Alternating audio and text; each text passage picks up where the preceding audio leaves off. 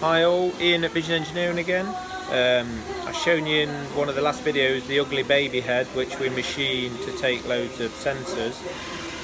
I've just shown you it now after I've cut the back of the head off and mounted it onto a fixture ready for the VMC. So I just thought I'd just show you what it looks like now. So it's mounted onto a fixture.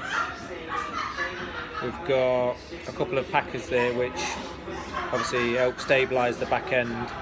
We'll then mount it in the vise and then put a heavy strap around it just to stop any bits of it flapping around. Mainly you get a lot of spring on this section, so we put a strap around it just to clamp that section down, stop it getting ripped off the fixture basically. So yeah, I'll show you it being machined out later.